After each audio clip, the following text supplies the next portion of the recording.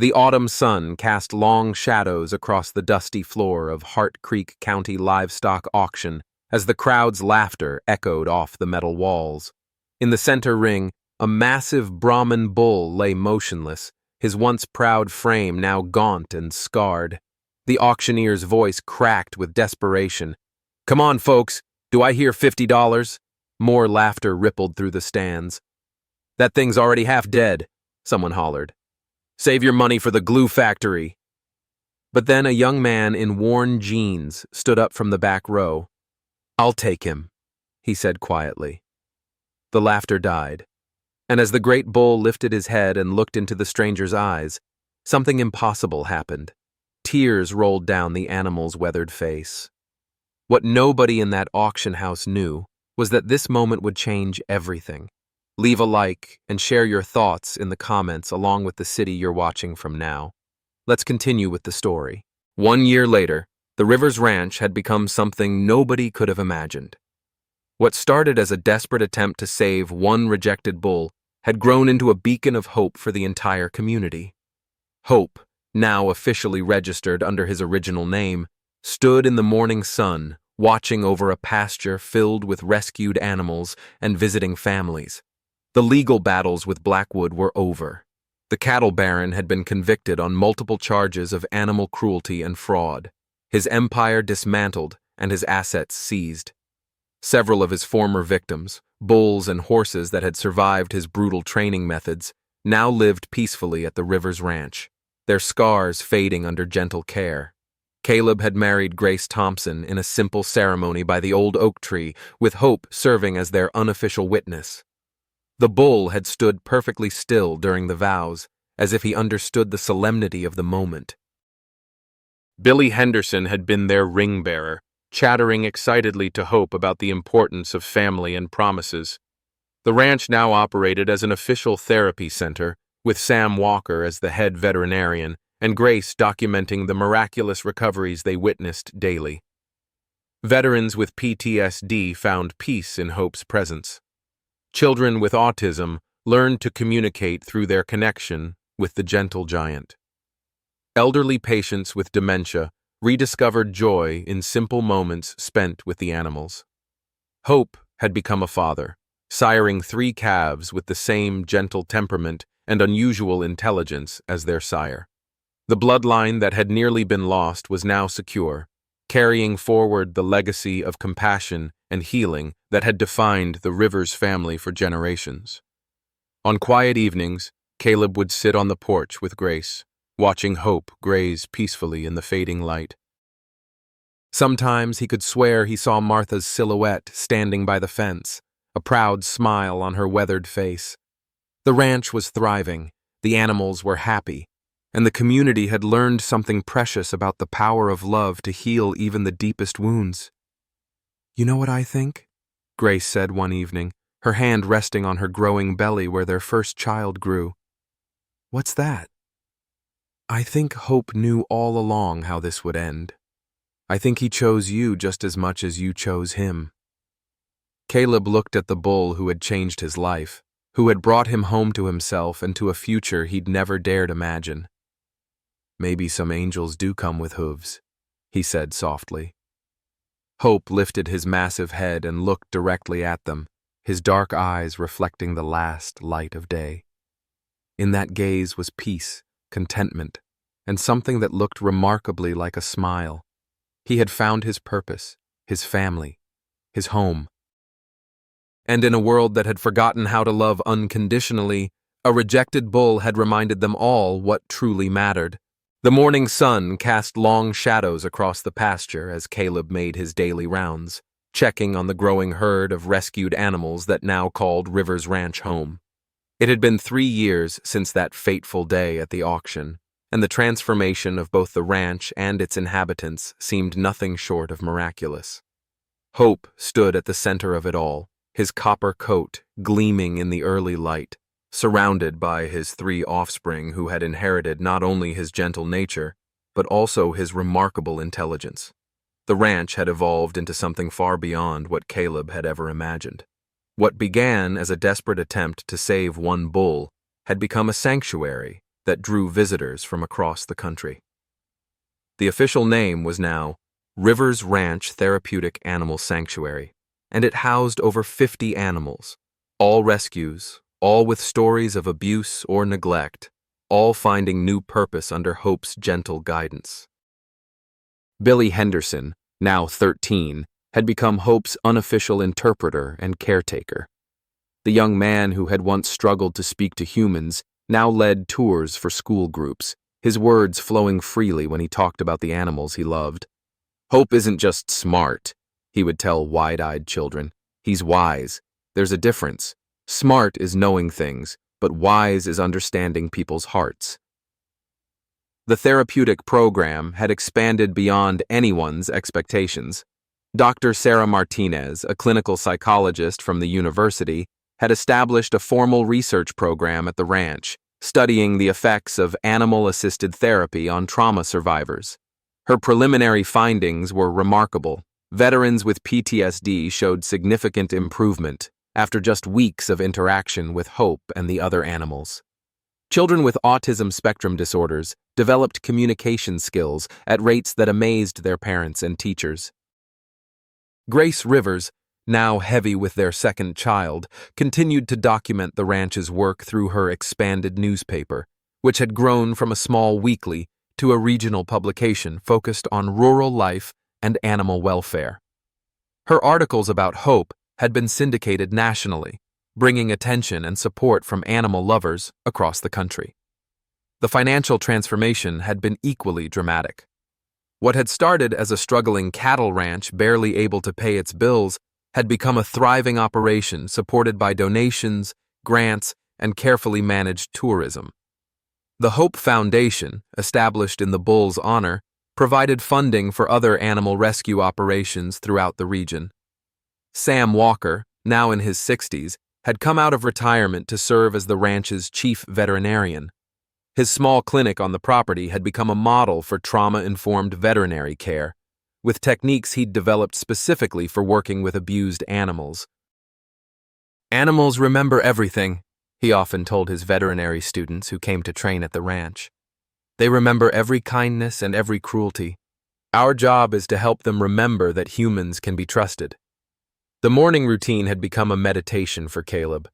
He would start at the main barn, checking on the horses, former racing thoroughbreds who had been discarded when they could no longer win, draft horses who had been worked beyond their limits, and ponies who had been neglected by owners who saw them as disposable toys. Each animal had found peace at the ranch, their trust slowly rebuilt through patient care and Hope's example.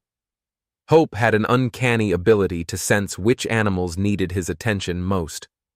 Caleb had watched the great bull approach a newly arrived rescue, a mare who had been so traumatized she wouldn't let humans near her, and simply stand quietly nearby. Day after day, Hope would position himself closer to the frightened horse, never forcing contact, never showing aggression, just offering his calm presence. Eventually, the mare would approach him, and through that first connection with Hope, she would begin to trust the humans who cared for her. The success stories were countless. There was Courage, a former fighting dog, who had been so aggressive that most shelters would have euthanized him. Hope had somehow communicated with the damaged animal, and now Courage served as a therapy dog for children who were afraid of larger animals. Liberty, a eagle with a damaged wing who could never fly again, had found purpose as an educational ambassador, teaching visitors about wildlife conservation. But perhaps the most remarkable transformation was in the children who visited the ranch. The pediatric ward at the regional hospital had made the ranch a regular destination for young patients dealing with serious illnesses. Hope seemed to understand that these small humans needed special gentleness, and he would lower his massive head to their level, allowing them to pet his nose and whisper their secrets into his ears. 8-year-old Emma Rodriguez had been one of Hope's most challenging cases. The little girl had been in and out of the hospital for leukemia treatments, and the trauma of her illness had left her silent and withdrawn. Her parents had brought her to the ranch as a last resort, hoping that something might reach their daughter. Hope had approached Emma slowly, his huge bulk somehow non-threatening as he settled on the ground beside her wheelchair. For 20 minutes, neither moved. Then Emma reached out with one small hand and touched Hope's forehead, and something shifted. She began to speak, first to Hope, then to her parents, then to the world again. "He told me it's okay to be scared," Emma had whispered to her mother. "He said being scared doesn't mean you're not brave. It means you're fighting something really hard." The ranch had also become a place of healing for families. The Morrison family had driven from 3 states away after their teenage son had been killed in a car accident.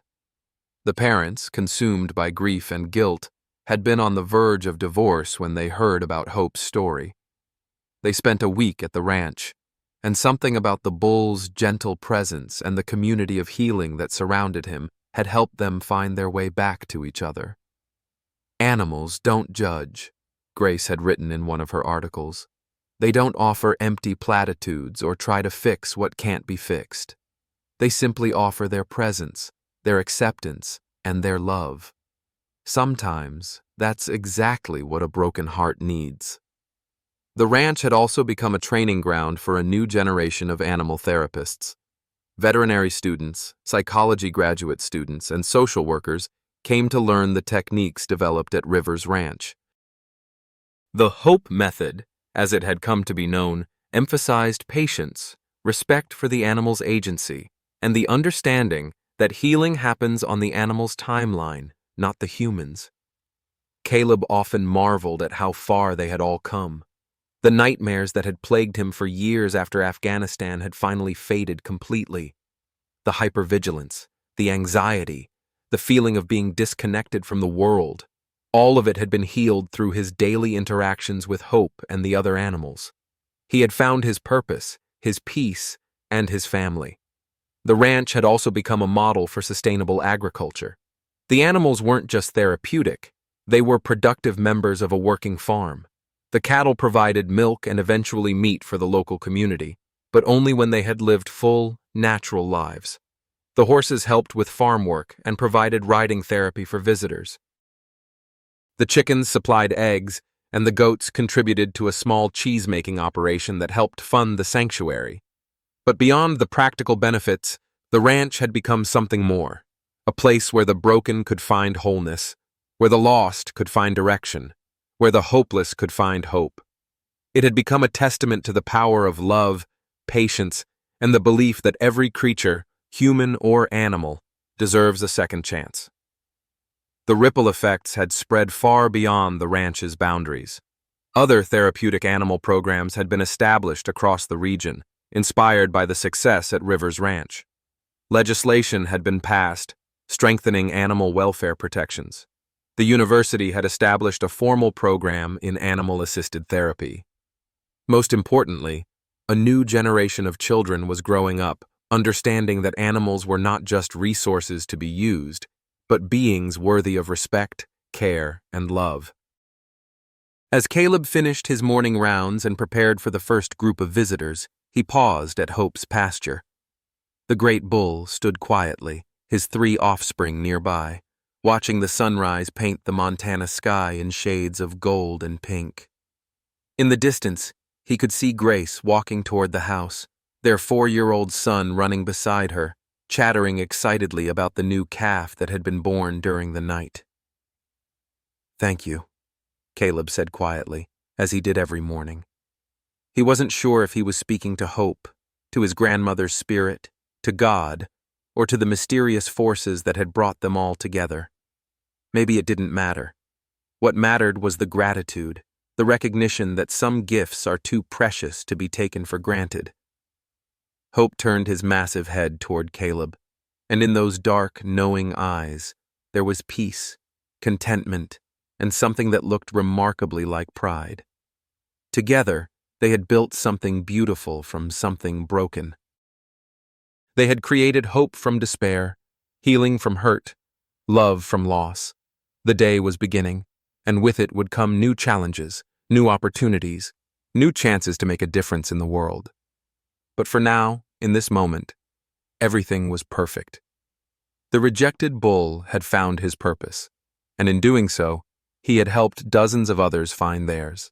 The call came on a Tuesday morning in late October, when the Montana air carried the first hint of winter and the leaves on the old oak tree had turned brilliant shades of gold and crimson. Caleb was in the barn, helping Sam Walker examine a newly arrived rescue horse, when Grace burst through the doors with her phone pressed to her ear and tears streaming down her face. "What is it?" Caleb asked, his heart immediately racing. He'd learned to read his wife's expressions, and this wasn't sadness. It was shock, the kind that comes with news so unexpected it takes time to process. Grace held up a finger, still listening to whoever was on the other end of the line. "Yes, I understand. We'll be there as soon as we can." She hung up and turned to face Caleb and Sam, her face pale, but her eyes bright with an emotion Caleb couldn't quite identify. "That was Dr. Martinez from the university," she said slowly. "She's been working on something with the National Institutes of Health." "Something about hope." Sam straightened, his weathered face creasing with concern. "What kind of something?" "They want to study him, officially. There's a team of researchers who've been following our work here, and they think Hope might be special, not just as a therapy animal, but genetically. They think he might hold the key to understanding something called emotional intelligence in animals." Caleb felt a chill that had nothing to do with the autumn air. "What does that mean exactly?" Grace pulled out her phone and showed them an email she'd received. "They want to bring a team here to study Hope's behavior, his interactions with humans and other animals. They think he might be what they call a genetic anomaly, a bull whose brain structure allows him to process emotions and social cues in ways that are almost human." "Absolutely not," Caleb said immediately. "Hope isn't a lab rat. He's family." I know, Grace said quickly. "But listen to what they're offering. Full funding for the ranch, permanent protection status for all our animals, and the chance to establish a research center here that would help animals like Hope around the world." Sam Walker had been quiet during this exchange, but now he spoke up. "What do they want to do to him?" Grace scrolled through the email. Non-invasive studies, brain scans, behavioral observations, blood work. They want to document everything about how he interacts with the world. And they want to study his offspring too, to see if his traits are hereditary. His offspring? Caleb's protective instincts flared. They want to turn his children into test subjects? Not test subjects, partners. They're talking about establishing a new field of study, interspecies emotional communication. They think Hope and his family could be the bridge between human and animal consciousness. The conversation was interrupted by a familiar sound, Hope's distinctive call, a low rumble that seemed to carry across the ranch whenever he sensed tension or distress. Through the barn door, they could see the great bull walking toward them, his massive frame moving with surprising grace across the pasture. "He knows we're talking about him," Sam said quietly. "He always knows." Hope approached the fence nearest to the barn and stood perfectly still, his dark eyes fixed on the 3 humans inside. There was something in his posture, an alertness that suggested he was not just watching but listening, processing, understanding in ways that went beyond normal animal comprehension. "What do you think, old friend?" Caleb asked, walking to the fence. "Are you ready to become famous?" Hope stepped closer, his massive head lowering until his forehead touched Caleb's chest. It was a gesture of trust, of affection, but also of communication. In that moment, Caleb felt as though Hope was trying to tell him something important. "He's not afraid," Caleb said, surprised by his own realization. "He's curious?" Grace joined them at the fence, her phone still buzzing with messages from the research team. "Dr. Martinez says they've been studying videos of Hope for months. They've never seen anything like him. His ability to read human emotions, to respond appropriately to different situations, to actually seem to understand complex social dynamics, it's unprecedented." "So what happens if we say yes?" Sam asked. The ranch becomes a research facility. We get unlimited funding, a team of graduate students to help with the animals, and the chance to help establish new protocols for animal-assisted therapy. They want to study not just Hope, but the whole ecosystem here, how he influences the other animals, how he helps humans heal, how he's created this community of healing. And if we say no? Grace's expression darkened. Then we continue as we are, but we lose the chance to help other animals like Hope. Dr. Martinez says there are probably other animals out there with similar abilities, but they're scattered, unrecognized, maybe even being mistreated because their intelligence is seen as problematic. The weight of the decision settled on Caleb's shoulders like a lead blanket. He thought about all the animals they'd rescued, all the people they'd helped, all the healing that had taken place on this land. Hope had given them so much. Could they give something back by allowing him to be studied? "There's something else," Grace said quietly. "Something I haven't told you yet." Caleb turned to look at his wife, seeing a familiar expression on her face.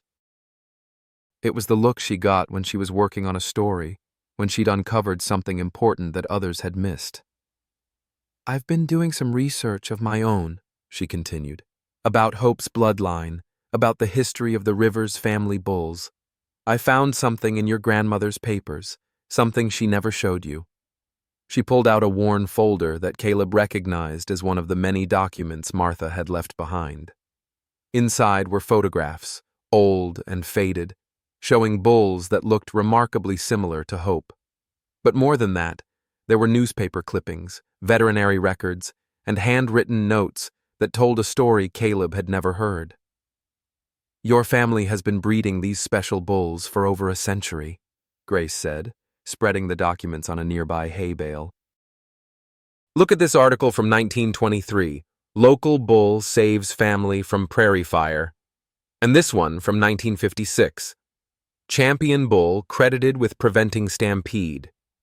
And here, from 1978, Therapy Bull Helps Veterans at Local Hospital." The papers painted a picture of a bloodline that had been producing exceptional animals for generations. Bulls who seemed to understand human needs, who could predict weather changes, who had an uncanny ability to calm other animals and even humans in distress. "Your grandmother knew," Grace continued. "She knew that Hope wasn't just any bull. She knew he was the continuation of something special, something that had been in your family for generations. That's why she made sure he found his way back to you." Sam Walker had been examining the documents over Grace's shoulder. "This changes everything," he said quietly. "If this is true, if there's a genetic component to Hope's abilities, then studying him could help us understand not just him, but a whole line of animals that have been helping humans for decades." Caleb felt the ground shifting beneath his feet.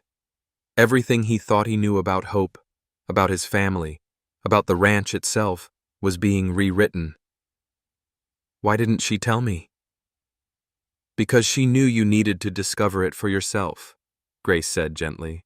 "She knew that if you were just told about Hope's special abilities, you might not believe it. But if you experienced it, if you built a relationship with him based on trust and love, then you'd understand what he really is." Hope had been standing quietly during their conversation, but now he moved closer to the fence, his eyes fixed on the documents spread before them. As if he understood what they were discussing, he reached out with his massive head and gently touched one of the photographs, a picture of a bull that could have been his twin, standing beside a man who looked remarkably like Caleb. "That's your great-great-grandfather," Grace said softly. "And that's Thunder the Third, Hope's great-great-grandfather." The connection was undeniable. The same intelligent eyes, the same gentle bearing, the same aura of calm strength that seemed to emanate from the animal like a visible force. "So what do we do?" Caleb asked, feeling overwhelmed by the magnitude of what they'd discovered. Before anyone could answer, they heard the sound of vehicles approaching. Through the barn door, they could see a convoy of trucks and SUVs pulling into the ranch's driveway. Dr. Martinez had arrived with her research team, and she wasn't alone. "They're here," Grace said, unnecessarily. Caleb looked at Hope, who was watching the approaching vehicles with calm interest rather than fear. The bull seemed to understand that these people represented change, but he showed no signs of distress or agitation. "What do you think, boy?" Caleb asked quietly. "Are you ready for this?" Hope's response was a gentle rumble, a sound that seemed to say, "I've been ready my whole life." As the research team climbed out of their vehicles, Caleb made a decision that would change everything. Not just for Hope, not just for the ranch, but for the understanding of animal intelligence and the relationship between humans and the creatures who share their world. "We'll do it," he said, his voice carrying across the pasture. "We'll let them study you, old friend, but on our terms, in our way, with our rules." Hope lifted his massive head and looked directly at Caleb, and in those dark, knowing eyes, there was something that looked remarkably like approval. Together, they were about to embark on a journey that would take them far beyond the boundaries of their small Montana ranch, into a world of discovery that would change how humans understood their relationship with the animal kingdom. The rejected bull was about to become the most important animal in the world. Dr. Elena Martinez stepped out of the lead vehicle, her silver hair catching the afternoon sunlight as she surveyed the Rivers Ranch with the practiced eye of a researcher who had spent decades studying animal behavior. Behind her, a team of graduate students and fellow researchers began unloading equipment, cameras, recording devices, and mobile computers that would help them document every aspect of Hope's remarkable abilities. "Mr. Rivers," Dr. Martinez said, extending her hand as she approached the fence where Caleb stood with Hope. "Thank you for agreeing to this. I know it wasn't an easy decision." Caleb shook her hand, noting the firm grip and the direct gaze that spoke of someone accustomed to being taken seriously in academic circles. "It's not final yet," he said carefully. "We need to discuss terms. Hope's welfare comes first. Always." "Of course," Dr. Martinez nodded. "That's exactly what we want, too. An animal under stress doesn't exhibit natural behaviors. We need Hope to be comfortable, happy, and completely at ease for our observations to have any value." Hope had been watching the exchange with his characteristic calm interest. Now he stepped closer to the fence, his massive head lowering as he studied Dr. Martinez. The researcher stood perfectly still, allowing the bull to examine her at his own pace. "Remarkable," she murmured, as Hope's nostrils flared, taking in her scent. "Look at his eyes, the focus, the intelligence. It's like he's evaluating me." "He is," Grace said, joining the group with their 4-year-old son, Tommy, perched on her hip. "Hope has excellent judgment about people. He knew Caleb was trustworthy from the first moment they met." Tommy squirmed in his mother's arms, reaching toward Hope with both hands. "Hopey! Hopey!" The great bull's demeanor immediately shifted, his attention focusing entirely on the child. He moved closer to the fence, lowering his head until Tommy could reach out and touch his nose. The interaction was so gentle, so natural, that Dr. Martinez found herself holding her breath. "How long has he been interacting with your son?" she asked. "Since Tommy was born," Caleb replied. "Hope seems to understand that children need special care. He's always gentle with them, protective." Dr. Martinez nodded, making notes on her tablet. "We've observed similar behaviors in other highly intelligent animals. Dolphins, elephants, some of the great apes. But in cattle, this level of social awareness is virtually unknown." Over the next hour, the research team set up their equipment while Hope went about his normal routine. The bull showed no signs of stress or agitation at the presence of strangers and their devices. If anything, he seemed curious about the activity, watching the humans with the same intelligent interest he showed everything else. "We'll start with behavioral observations," Dr. Martinez explained to Caleb and Grace. "No invasive procedures, No attempts to manipulate his environment. We simply want to document his natural interactions with humans, other animals, and his surroundings. What exactly are you looking for? Sam Walker asked. He'd been quiet since the team arrived, his veterinarian's instincts making him protective of the animals under his care. Patterns, Dr. Martinez replied. Evidence of complex reasoning, emotional intelligence, problem-solving abilities that go beyond normal bovine behavior. We want to understand how Hope processes information, how he makes decisions, how he communicates. The first formal observation session began the next morning. Dr. Martinez and her team positioned themselves at various points around Hope's pasture, their cameras and recording equipment capturing every movement, every interaction, every moment of the bull's daily routine. Hope seemed to understand that he was being watched, but rather than being disturbed by the attention, he appeared to embrace it. He moved through his normal activities, grazing, checking on his offspring, interacting with the other animals, but with an additional awareness, as if he were deliberately demonstrating his capabilities. The breakthrough came during the afternoon session. Billy Henderson had arrived for his regular visit, bringing with him a new challenge.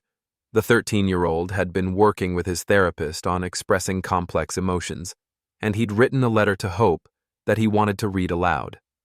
"I don't know if you'll understand all the words," Billy said, settling beside Hope's favorite resting spot under the oak tree. "But I think you'll understand the feelings." Hope positioned himself so that Billy could lean against his massive flank, then remained perfectly still as the boy began to read. The letter was about loss. Billy's grandfather had died recently, and he was struggling to process his grief. As Billy read, his voice breaking at several points, Hope's behavior became remarkable. The bull's breathing seemed to synchronize with the boy's, becoming slow and deep during the emotional passages. When Billy began to cry, Hope turned his great head and gently nuzzled the boy's shoulder. "Are you getting this?" Dr. Martinez whispered to her team, her voice tight with excitement. The cameras were recording everything, but she wanted to make sure they captured the subtle nuances of the interaction. But Hope wasn't finished. As Billy's tears began to subside, the bull did something that made everyone present catch their breath. He began to make a sound, not his normal lowing, but a low, rhythmic rumble that seemed almost like humming. The sound was soothing, comforting, and it had an immediate effect on Billy, who relaxed visibly against Hope's side. He's singing to him," one of the graduate students whispered in amazement. "That's not possible," another researcher protested. "Cattle don't have the vocal apparatus for complex vocalizations." But there was no denying what they were witnessing. Hope continued his gentle humming until Billy had completely calmed, then gradually let the sound fade away. When Billy looked up, his eyes were bright, but no longer filled with tears. "Thank you, Hope," Billy said simply. "I knew you'd understand." The recording session ended with the research team in a state of barely contained excitement. They'd witnessed something unprecedented, a bull demonstrating not just emotional intelligence, but the ability to provide comfort in a way that seemed almost human. That evening, Dr. Martinez called an emergency meeting with Caleb, Grace, and Sam. "We need to expand the study," she said without preamble. "What we saw today, it's going to change everything we thought we knew about animal cognition." "What do you mean?" Caleb asked. "Hope isn't just intelligent. He's emotionally sophisticated in ways that challenge our basic assumptions about consciousness, the way he responded to Billy's distress, the vocalizations he made. We need to document this thoroughly." "You're talking about making Hope famous," Grace said, her journalist's instincts sensing the implications. "I'm talking about potentially revolutionizing our understanding of animal consciousness," Dr. Martinez replied. "If Hope's abilities are genetic, if they can be studied and understood, we might be able to identify other animals with similar capabilities. We might be able to develop new forms of therapy, new ways of helping both humans and animals." Sam Walker had been listening quietly, but now he spoke up. What does that mean for Hope? For his life here? It means protecting him, Dr. Martinez said firmly. If word gets out about his abilities before we can publish our research, he could become a target. There are people who would exploit an animal like this, who would see him as nothing more than a valuable commodity. The words sent a chill through the room. They'd already dealt with Blackwood's attempts to reclaim Hope, but this was potentially much worse. If Hope's abilities became public knowledge too soon, before legal protections could be put in place, he could face threats from all directions. So what do we do? Caleb asked. We accelerate the research, Dr. Martinez said. I'm bringing in more specialists, animal behaviorists, neurologists, geneticists. We need to document everything about Hope's abilities, establish the scientific foundation for protecting him and others like him. Over the following days, the ranch was transformed into a research facility. More equipment arrived, along with additional researchers and graduate students. Hope seemed to thrive on the attention, displaying new behaviors and abilities that amazed the scientific team. He demonstrated problem-solving skills that rivaled those of primates, opening complex latches and manipulating objects with his nose and hooves. He showed an uncanny ability to predict weather changes, moving his herd to shelter hours before storms arrived. Most remarkably, he seemed to understand human language at a level that went far beyond simple conditioning. He's not just responding to tone or body language, Dr. Martinez explained to Caleb after a particularly revealing session. He's actually processing the meaning of words. Watch this. She stood in Hope's pasture with a series of objects, a red ball, a blue bucket, a yellow rope. Hope, she said clearly, please bring me the blue bucket. Hope looked at the three objects, then walked directly to the blue bucket and nudged it toward Dr. Martinez with his nose. She tried several variations, asking for different objects, changing the order of the request, even using synonyms. Hope responded correctly every time. That's language comprehension, Dr. Martinez said, her voice filled with wonder. Not just word recognition, but actual understanding of syntax and meaning in a bull. The implications were staggering. If Hope could understand human language at this level, what else might he be capable of? And more importantly, were there other animals with similar abilities that had gone unrecognized? As news of the research began to spread through academic circles, the ranch started receiving visitors from around the world. Animal behaviorists, cognitive scientists, and researchers from major universities all wanted to observe Hope firsthand. The bull seemed to understand that he was special, that he was helping to bridge the gap between human and animal understanding. But with recognition came danger. Anonymous calls began coming to the ranch, some from people wanting to buy Hope, others from those who saw him as a threat to established beliefs about animal intelligence. Security became a concern, and Caleb found himself hiring guards to protect the animals and the research team. We're changing the world, Dr. Martinez told Caleb one evening as they watched Hope interact with a group of visiting researchers. But change is never easy.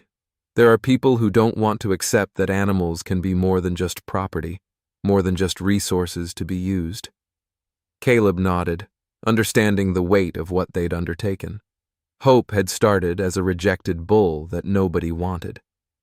Now he was potentially the most important animal in the world, a bridge between species that could revolutionize human understanding of consciousness itself. The question was, would they be able to protect him long enough to share his gifts with the world? The attack came at 3 a.m. on a moonless night in November, when the Montana sky was black as coal and the wind carried the first bitter promise of winter. Caleb woke to the sound of Hope's distress call, a sound he'd never heard before, high and desperate, cutting through the darkness like a blade. He grabbed his rifle and sprinted toward the pasture, his bare feet slipping on the frost-covered grass. Behind him, he could hear Grace calling the sheriff's office, her voice tight with fear. The security guards they'd hired were already moving, their flashlights cutting through the darkness as they converged on Hope's enclosure. What they found made Caleb's blood run cold. 3 men in dark clothing had cornered Hope in the far corner of the pasture, trying to force him into a large trailer they'd somehow managed to back up to the fence. The bull was fighting them, his massive frame a dark silhouette against the trailer's lights, but they had tranquilizer guns and the determination of men who'd been paid well for their work. "Stop right there!" Caleb shouted, raising his rifle. "Get away from him!" The men turned, their faces hidden behind masks, but they didn't retreat. Instead, one of them raised his own weapon, not a tranquilizer gun, but something much more dangerous. "Drop it, old man," the masked figure called out. "We're taking the bull. Don't make this harder than it has to be." "Like hell you are," Caleb replied, his military training taking over. He could see the tactical situation clearly. 3 armed men, unknown backup, civilian assets to protect. But he also saw something else that made his heart race with both fear and pride. Hope wasn't giving up. The great bull had positioned himself between the intruders and the rest of the animals. His offspring were huddled behind him, along with several of the rescue horses and cattle. Hope was protecting his family, just as he'd protected Billy Henderson, just as he'd protected everyone who'd ever needed his help. The standoff lasted only seconds before chaos erupted. More vehicles were approaching. Caleb could hear the engines in the distance. But were they reinforcements for the thieves, or help for the ranch? Sam Walker emerged from the darkness, his veterinarian's bag in one hand and a shotgun in the other. "Evening, boys," he said calmly to the intruders. "I'd suggest you reconsider your career choices." The lead thief was clearly losing patience. "Shoot the old man," he ordered one of his companions. "We're taking the bull." But before anyone could move, Hope did something that stopped everyone in their tracks.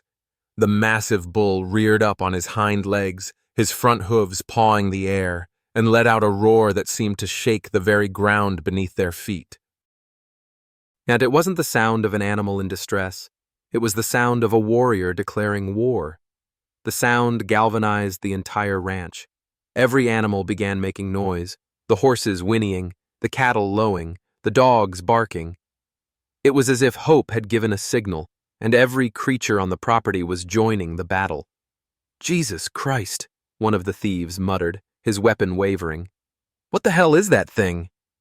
"That's a bull who's tired of being pushed around," Caleb said, his own weapon steady despite the adrenaline coursing through his veins. "And he's got friends."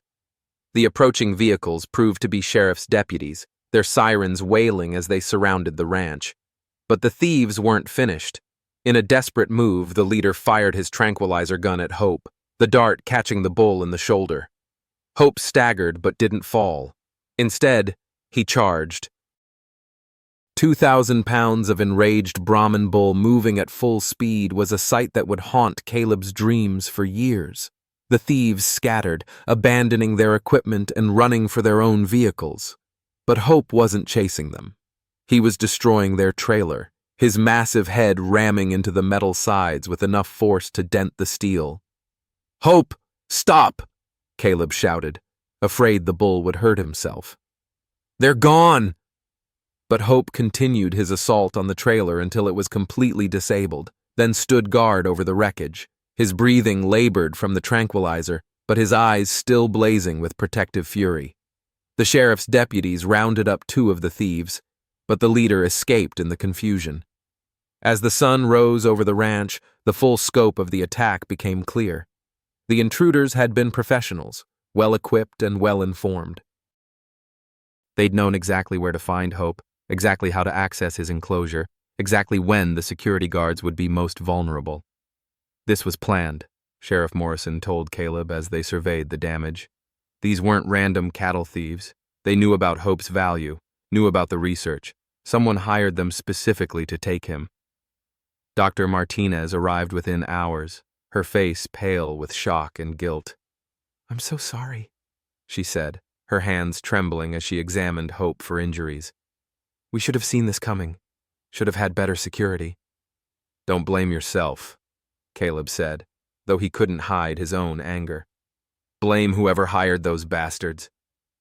The tranquilizer dart had contained enough sedative to drop a normal bull, but Hope was already recovering, his remarkable constitution shrugging off the effects faster than anyone expected. Still, Sam Walker insisted on a full veterinary examination, and what he found was both reassuring and troubling. "He's fine physically," Sam reported. "But look at his behavior. He's hypervigilant, aggressive toward strangers. This attack has traumatized him." It was true. Hope, who had always been gentle and trusting with humans, now viewed every newcomer with suspicion. He stayed close to Caleb and the other people he knew, but when strangers approached, he would position himself defensively, ready to fight. The research team was devastated. They'd come to study Hope's remarkable emotional intelligence, but now they were witnessing the trauma that could result from that same intelligence. Hope understood that he'd been targeted, that his special abilities had made him a victim, and he was responding with appropriate caution. "We need to shut down the research," Dr. Martinez said during an emergency meeting. "It's not fair to Hope, and it's not safe for anyone involved." "No," Caleb said firmly. "That's exactly what they want. Whoever hired those thieves wants to stop the research, wants to prevent the world from learning about Hope's abilities. If we quit now, they win." "But the risk is what makes it important," Grace interrupted, her journalist's instincts fully engaged. "I've been doing some investigating. The attack wasn't random. Someone with serious money and connections arranged this." She spread out a series of documents on the table. "I've been tracking the money trail. The thieves' vehicle was registered to a shell company. The shell company is owned by another company, which is owned by a consortium of investors, and at the center of that consortium is Jeremiah Blackwood." The name hit the room like a physical blow. Blackwood, the corrupt cattle baron who'd abused Hope for years, was supposed to be in prison, but clearly, his influence reached far beyond the walls of his cell. "He's still fighting the conviction," Sheriff Morrison confirmed. "His lawyers have been filing appeal after appeal. If he could discredit the research, prove that Hope is just a normal bull, it would undermine the case against him." "So, what do we do?" Sam asked. "We finish the research," Caleb said. "We publish the findings, we establish legal protections for Hope and animals like him, and we make sure Blackwood can never hurt another animal again. But first, they had to help Hope heal from his trauma. The bull who had spent his life helping others now needed help himself. The research team worked with animal behaviorists to develop a treatment plan that would help Hope overcome his fear and suspicion. Billy Henderson proved to be crucial in Hope's recovery. The teenager had an intuitive understanding of trauma, having dealt with his own challenges, and he spent hours with Hope, talking to him, reading to him, simply being present in the way that had always comforted both of them. "He's scared," Billy told the research team during one of their sessions. "He doesn't understand why people want to hurt him when all he's ever done is help." "How do you know that?" Dr. Martinez asked. Billy looked at her with the matter-of-fact expression of someone stating the obvious. "Because that's what I used to think. Before I met Hope, I was scared of people too, but he taught me that most people are good. Now I'm teaching him the same thing." The boy's simple wisdom proved more effective than any scientific intervention. Gradually, Hope began to trust again, though he remained more cautious than before. He allowed the research to continue, but on his own terms, with his own boundaries. The attack had actually strengthened the case for protecting Hope. The research team documented everything: the trauma, the recovery, the evidence of complex emotional processing that went far beyond normal animal behavior. Hope wasn't just intelligent, he was emotionally sophisticated in ways that demanded recognition and protection. As winter settled over the ranch, bringing with it the quiet peace of snow-covered fields and long, contemplative nights, the research team prepared to publish their findings. They had documented evidence of animal consciousness that would revolutionize scientific understanding, and they had the legal framework in place to protect Hope and others like him. But they also had something more important: the knowledge that they had helped one remarkable bull find his place in the world, and in doing so, had helped themselves find theirs as well. Hope stood in the snowy pasture, his copper coat dark against the white landscape, watching over his family with the same protective instincts that had made him a hero. The attack had changed him, but it hadn't broken him. If anything, it had proven that his courage was as remarkable as his intelligence. The rejected bull had become not just a scientific marvel, but a symbol of resilience, of the power of love to overcome fear, of the importance of protecting those who cannot protect themselves. And in a world that too often forgot the value of gentleness, Hope stood as a reminder that true strength comes not from the ability to dominate, but from the willingness to serve. The research would continue, the legal protections would be established, and Hope's story would inspire others to see animals not as property, but as individuals worthy of respect and care. But for now, in the quiet of a Montana winter, it was enough that Hope was safe, surrounded by those who loved him, ready to face whatever challenges lay ahead. The devastating news arrived on a crisp February morning when the Montana sky was steel gray and the wind carried the promise of another blizzard.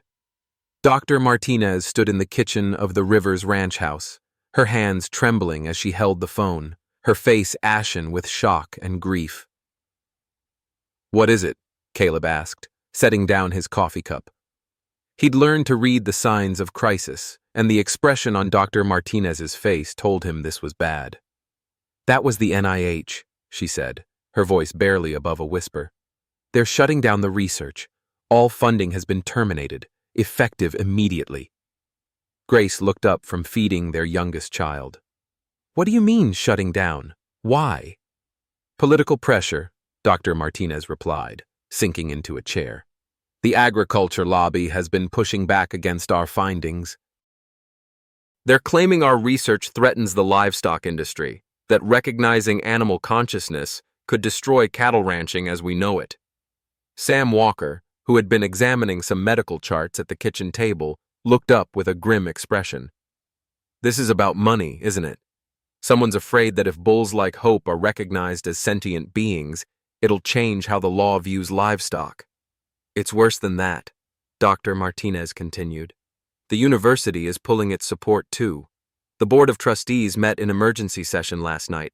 They're concerned about losing agricultural research funding from major cattle operations." Caleb felt the familiar tightness in his chest that came with losing everything he'd worked for. "So what happens to Hope, to all the animals here?" "The ranch can continue as a therapeutic facility," Dr. Martinez said. "But without the research funding, without the scientific backing, you'll be on your own." "And Hope will lose his protected status." The words hit like physical blows. Over the past months, Hope had become more than just a bull. He'd become a symbol of a new understanding between humans and animals. The research had documented his remarkable abilities, his emotional intelligence, his capacity for healing both himself and others. Now, because of political pressure and corporate interests, all of that work was being swept aside. "There's something else," Dr. Martinez said, her voice breaking. "Blackwood's lawyers are using the funding termination as evidence that the research was flawed. They're claiming that if the scientific community doesn't support our findings, then Hope is just an ordinary bull, and their client was justified in his training methods." "That's insane," Grace said, her journalist's instincts flaring. "We have months of documented evidence." Video recordings, behavioral observations, testimony from dozens of people who've interacted with Hope. "Evidence that a judge might now consider tainted," Sam said grimly. "If the scientific establishment won't stand behind the research, a court might not either." Caleb walked to the window, looking out at the pasture where Hope stood with his offspring, the family group peaceful in the morning light. The bull seemed to sense the tension in the house. He'd turned toward the window, his intelligent eyes focused on the humans inside. "He knows," Caleb said quietly. "He always knows when something's wrong." As if responding to his words, Hope began walking toward the house, his massive frame moving with the careful grace that had become so familiar. The other animals followed him, his children, the rescue horses, even the cattle that had been abused and abandoned by other ranchers. They formed a protective circle around their leader, and Hope stood at the center, watching the house with an expression that seemed almost human in its concern. "Look at them," Dr. Martinez said, tears streaming down her face. "Look at how they respond to him. How can anyone claim that's not evidence of something extraordinary?" The phone rang again, and this time it was Sheriff Morrison. His voice was tight with anger when Caleb answered. "Caleb, we've got a problem. Blackwood's lawyers have filed an emergency motion to have Hope seized as evidence in his appeal. They're claiming the bull was illegally obtained and that returning him to Blackwood's custody is necessary for their client's defense." "When?" Caleb asked, though he already knew the answer would be soon. "This afternoon. Judge Parker has ordered a hearing for 2 o'clock. You need to be there." Caleb hung up and turned to face the others. "They're coming for him." Today. The news spread quickly through the community. By noon, the ranch was filled with people, neighbors, friends, supporters who had seen Hope's work firsthand. Billy Henderson was there with his parents, his face set with determination.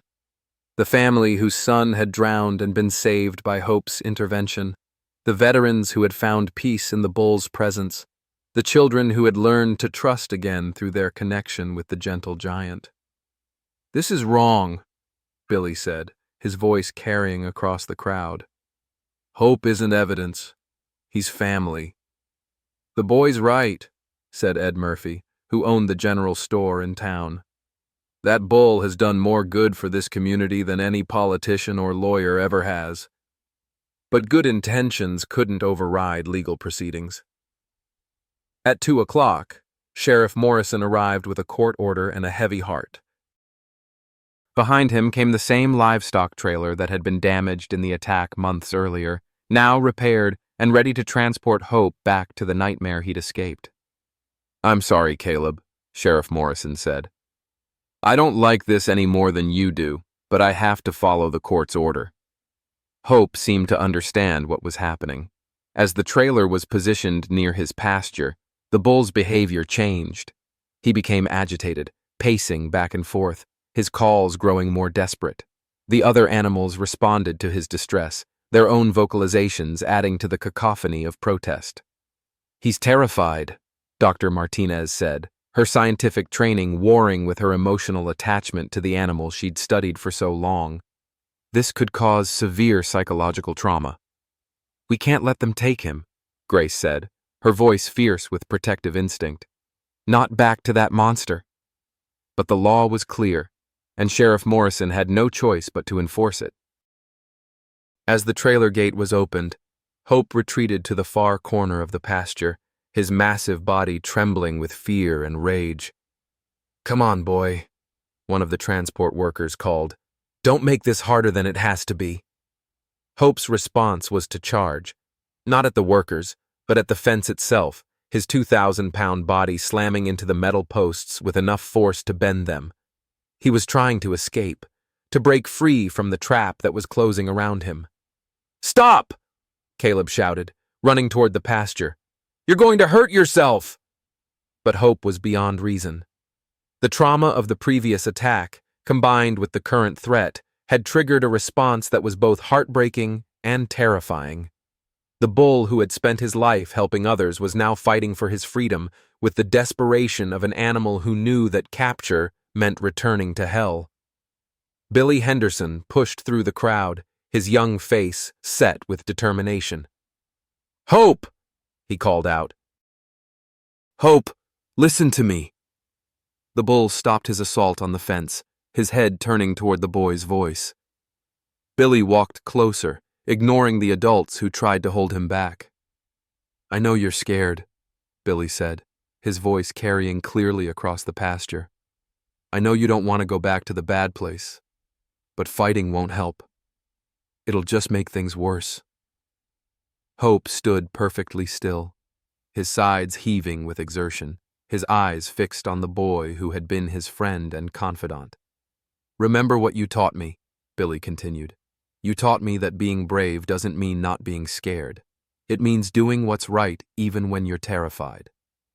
The bull took a step toward Billy, then another. The crowd held its breath as the massive animal approached the fence where the boy stood.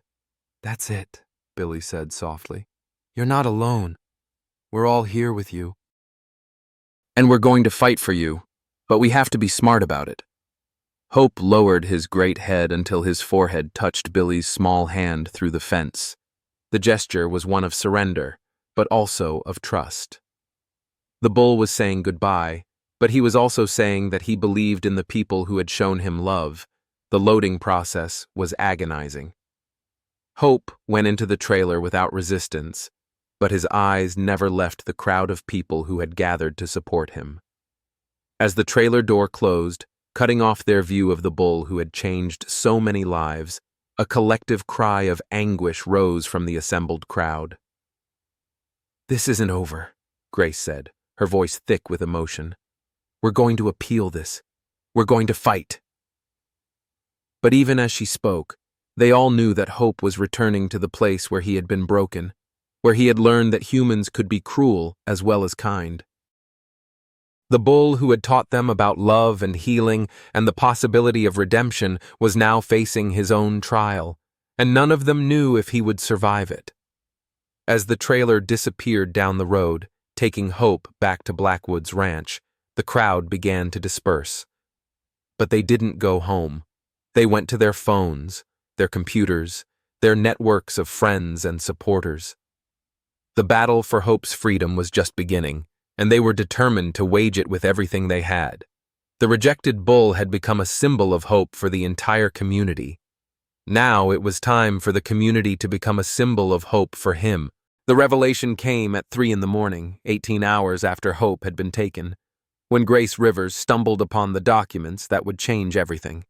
She'd been unable to sleep, pacing through the ranch house while her family slumbered, her mind racing with desperate plans to save the bull who had become so much more than livestock to their community.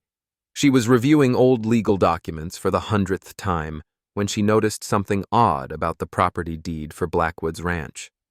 The legal description didn't match the maps she'd been studying. Curious, she pulled out her laptop and began cross-referencing property records, following a trail of paperwork that stretched back decades. What she discovered made her hands tremble with excitement and rage. "Caleb!" she called out, her voice echoing through the quiet house. "Caleb, wake up! You need to see this!" Her husband appeared in the doorway, bleary-eyed and concerned. "What is it?" "Is it Hope? It's about the land," Grace said, her words tumbling over each other in her excitement. "Blackwood's ranch. It's not legally his. It never was." Caleb was fully awake now, moving to look over her shoulder at the documents spread across their kitchen table. "What do you mean?" "Look at this," Grace said, pointing to a yellowed deed from 1887. "This is the original land grant for what's now Blackwood's ranch. It was given to your great-great-grandfather, Thomas Rivers, for his service in the Indian Wars. But here's the crucial part. There was a covenant attached to the land." She pulled out another document, this one in Martha Rivers's handwriting. "Your grandmother knew about this. She's been researching it for years." The covenant states that if the Rivers family ever lost their livestock operation due to financial hardship, they had the right to reclaim the original family land to restart their ranching business. "But we never lost our livestock operation," Caleb said, confused. "Yes, we did," Grace said, her eyes bright with discovery. "When your grandfather died and left the ranch to Martha, she couldn't maintain the cattle operation. She sold all the livestock and leased the grazing rights to, guess who?" "Blackwood," Caleb breathed. "Exactly. But according to the covenant, that sale triggered the right of reclamation. Martha could have taken back the original family land at any time. She chose not to, but the right passes to the next generation." Grace pulled out a map showing the Rivers family's original land grant. The boundaries encompassed not just their current 40 acres, but over 2,000 acres of what was now Blackwood's most valuable grazing land, including the facility where Hope was currently being held. "This is incredible," Caleb said, studying the documents. "But how does this help Hope?" "Don't you see?" Grace said, grabbing his hands.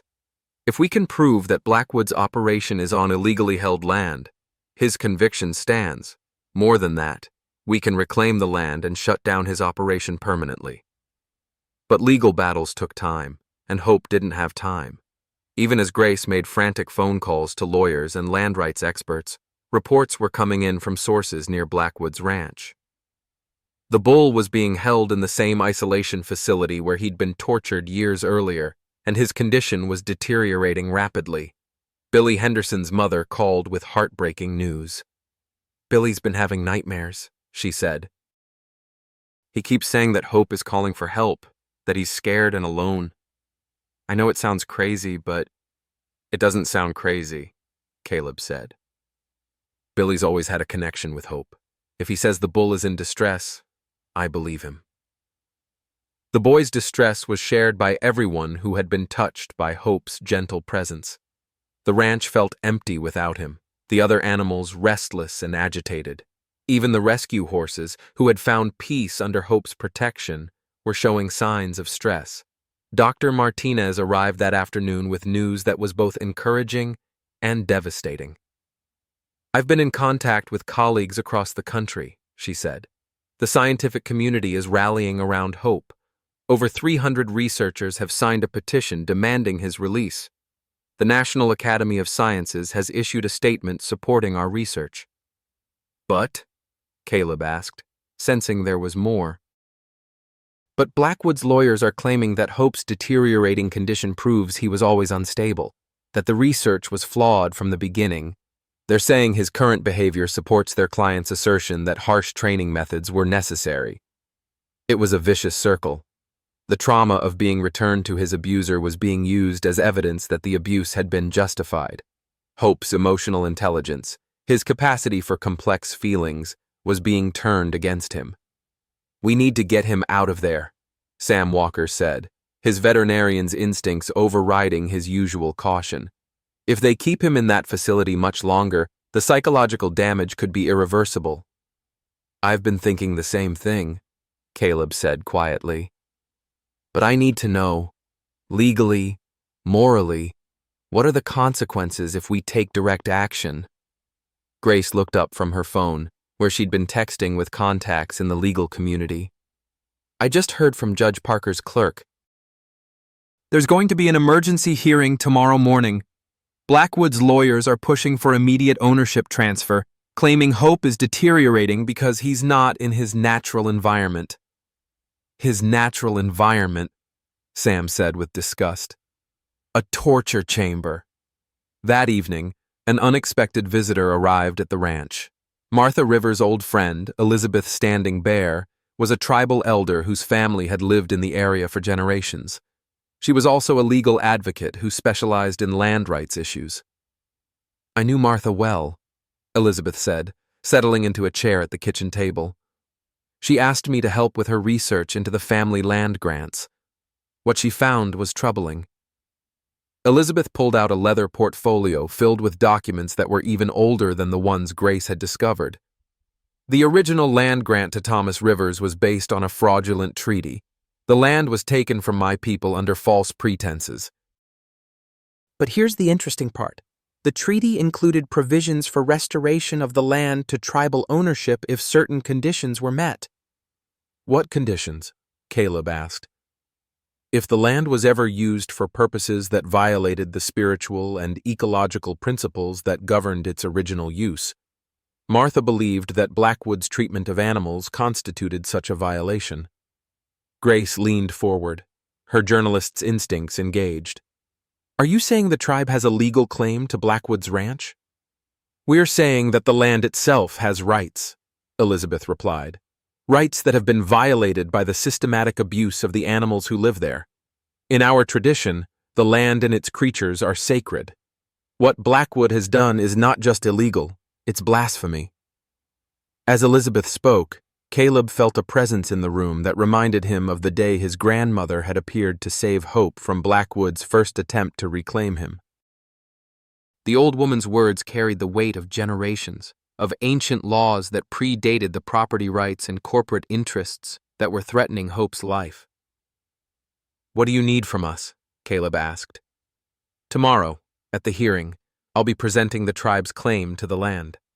But I need you to be there, representing the Rivers family's interests. Together, we can challenge not just Blackwood's ownership of Hope, but his right to the land itself." The next morning, the courthouse was packed with supporters, protesters, and media representatives from across the country. Hope's story had captured national attention, becoming a symbol of the broader struggle over animal rights and corporate power. Blackwood himself was present, transported from prison under heavy guard. He looked older, grayer, but his eyes still held the cold calculation that had made him so dangerous. His lawyers were confident, clearly believing they had the upper hand. Judge Parker called the court to order, and the hearing began with testimony from Blackwood's veterinarian, who claimed that Hope's current condition proved he had always been unstable and dangerous. "The animal is exhibiting classic signs of aggressive behavior," the veterinarian testified.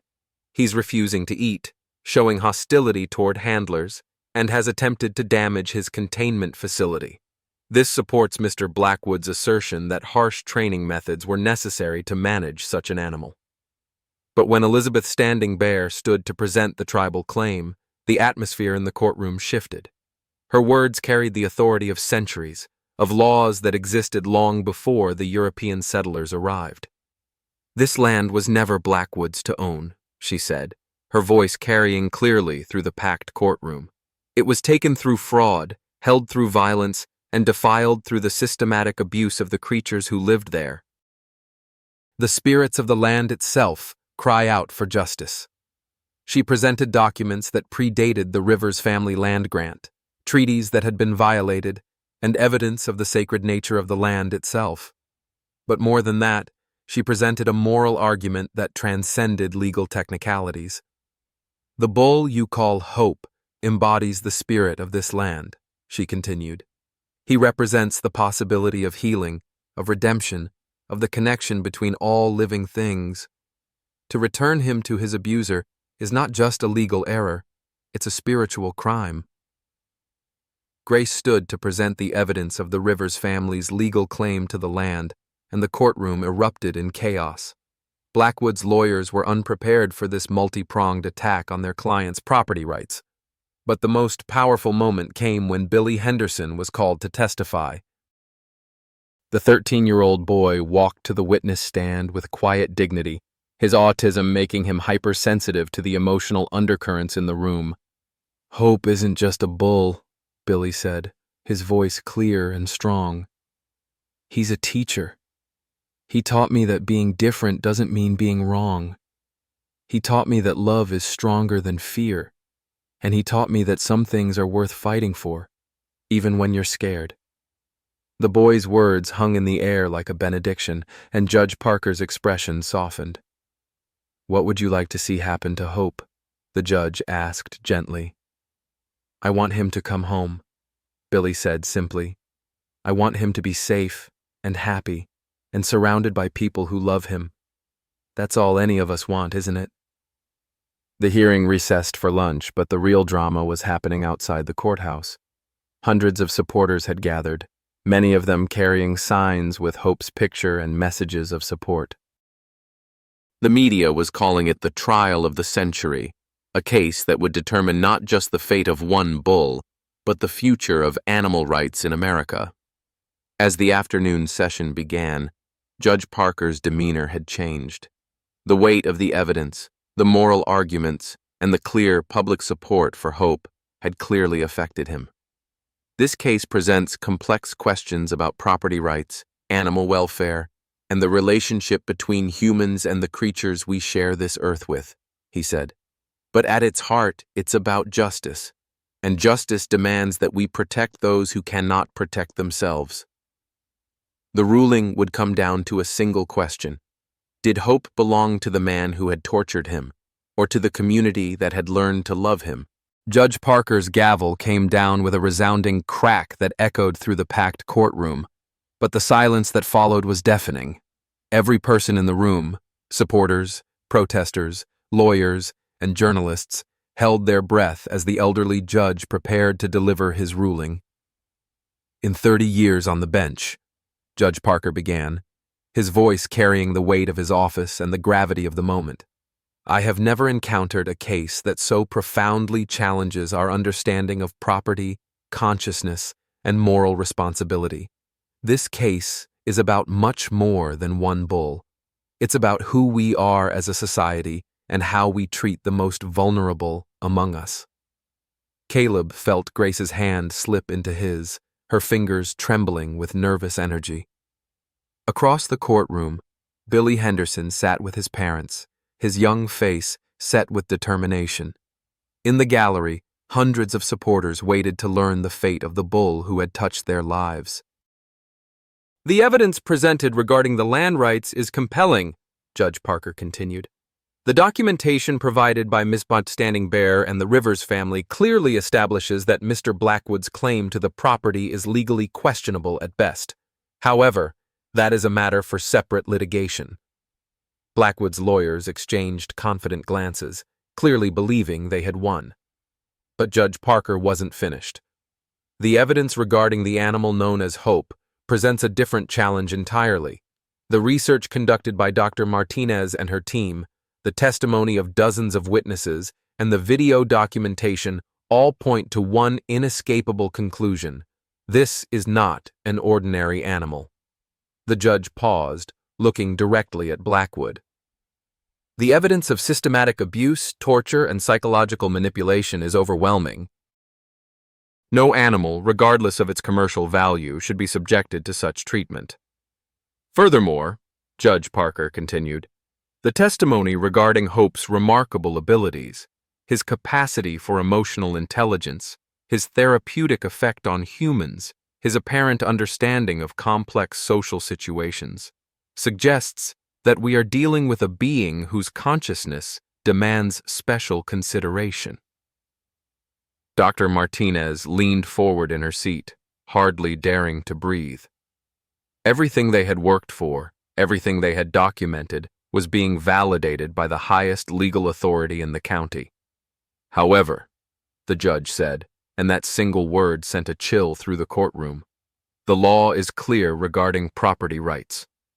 An animal, regardless of its intelligence or emotional capacity, is considered property under current statutes. The supporters in the gallery began to murmur with dismay, but Judge Parker raised his hand for silence. But the law also recognizes that property rights are not absolute. When the exercise of those rights causes harm to the public welfare, when it violates accepted standards of decency, or when it serves no legitimate purpose, the law provides remedies. The judge's eyes swept the courtroom, taking in the faces of everyone who had come to witness this historic moment. The evidence shows that Mr. Blackwood's treatment of Hope was not training, it was torture. It was not legitimate animal husbandry, it was sadistic abuse, and it was not justified by any reasonable standard of animal management. Blackwood's face was growing red with anger, but his lawyers restrained him from speaking out. Therefore, Judge Parker announced, I am ruling that while Mr. Blackwood may have a property interest in the animal, the exercise of that interest is constrained by the animal's welfare and the public good. Hope will be returned to the custody of the Rivers Ranch, where he has demonstrated the ability to thrive and contribute to the community. The courtroom erupted in cheers, but Judge Parker wasn't finished. Furthermore, I am ordering that Hope be placed under the protection of the court. Any attempt to remove him from his current environment, to subject him to harmful treatment, or to prevent him from receiving appropriate care will be considered contempt of court. The legal victory was complete, but the real victory came an hour later when the trailer carrying Hope pulled into the Rivers Ranch. The bull had been away for only 3 days, but the psychological toll was evident. He was thinner, his eyes haunted, his movements cautious and fearful.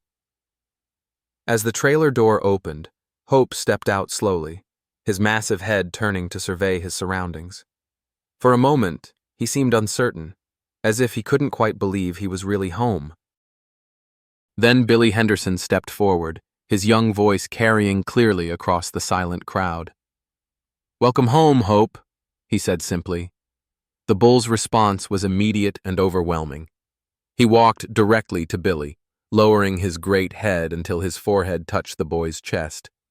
The gesture was one of profound relief, of recognition, of a connection that transcended species. The crowd remained silent, understanding that they were witnessing something sacred. Hope was not just returning to a place. He was returning to a family, to a community that had fought for him when he couldn't fight for himself. Over the following days, the full extent of Hope's trauma became clear. He was jumpy around strangers, aggressive toward anyone who approached his food, and reluctant to leave the immediate vicinity of the ranch house. The gentle giant who had helped so many others heal was now in need of healing himself. But he was not alone. The community that had rallied to save him now rallied to heal him. Veterans who understood trauma shared their own coping strategies. Children who had been helped by Hope's presence offered their own simple comfort.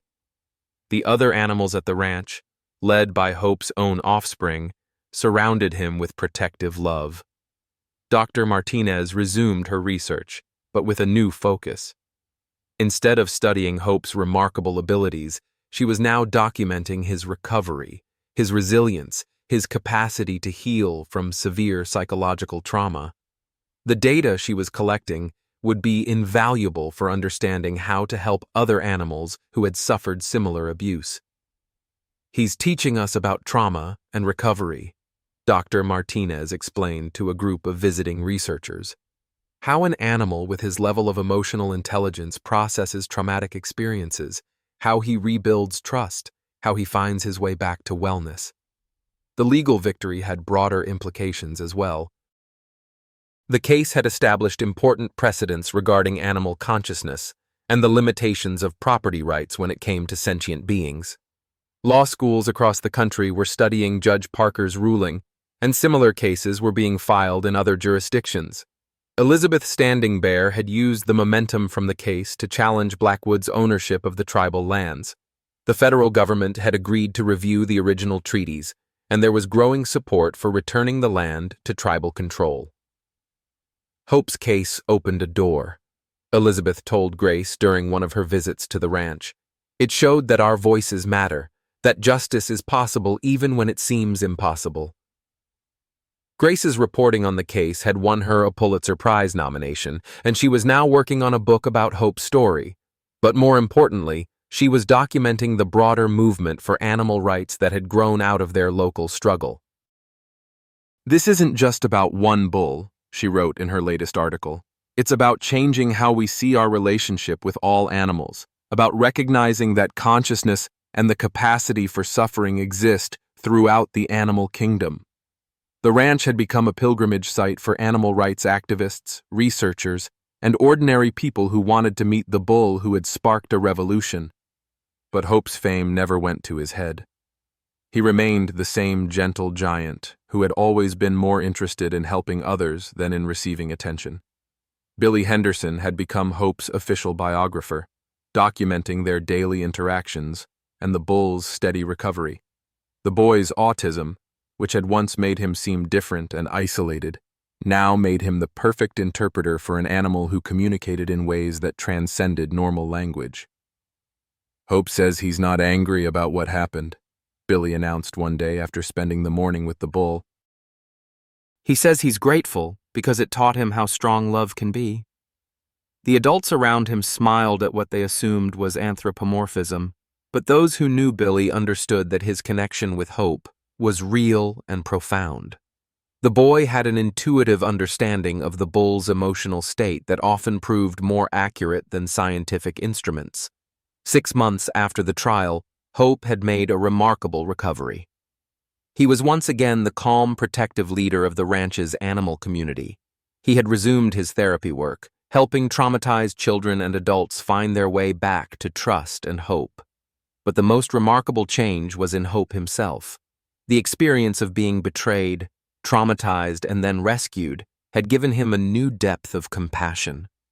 He seemed to understand suffering in ways he hadn't before, and his ability to comfort others had grown even stronger. "He's become a wounded healer," Dr. Martinez observed. "Someone who can help others because he's been through the darkness himself and found his way back to the light." The ranch was thriving as never before. Donations poured in from around the world, allowing them to expand their rescue operations and therapeutic programs. They had saved dozens of animals from abuse and neglect, and helped hundreds of humans find healing through their connection with the gentle creatures who had found sanctuary there. But the greatest victory was the simplest one. Hope was home, safe, surrounded by love, and using his gifts to help others. The rejected bull had become not just a symbol of hope, but a living embodiment of the possibility that love can triumph over cruelty, that healing can overcome trauma, that even the most broken spirits can find their way back to wholeness.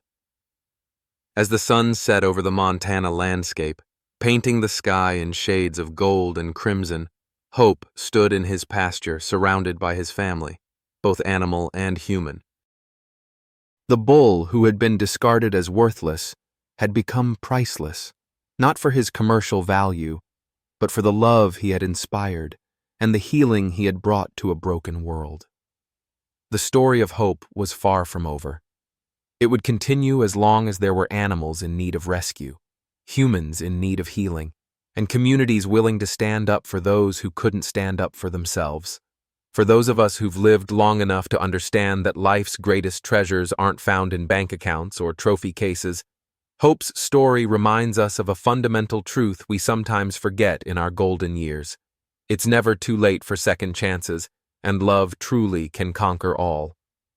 Like many of us who've faced rejection, abandonment, or felt put out to pasture, Hope discovered that our darkest moments often precede our greatest purpose. At 55, 60, or beyond, we might feel society has written us off, but Hope proves that wisdom, gentleness, and the capacity to heal others only grow stronger with age and experience. His journey from a rejected, broken bull to a beloved healer mirrors our own potential for transformation. We who have weathered life's storms possess something invaluable: the ability to comfort others walking similar paths. Hope's story isn't just about animal rescue. It's about recognizing that our scars can become our greatest strengths, our pain can become our purpose, and our twilight years can shine brighter than our youth ever did. Sometimes the most beautiful chapters of our lives are written not in our prime, but in our perseverance. What moment in your life felt like rejection but later became your greatest blessing? Have you found that your own struggles have given you a special ability to help others facing similar challenges? Please share your own hope story in the comments below. We'd love to hear how you've turned pain into purpose.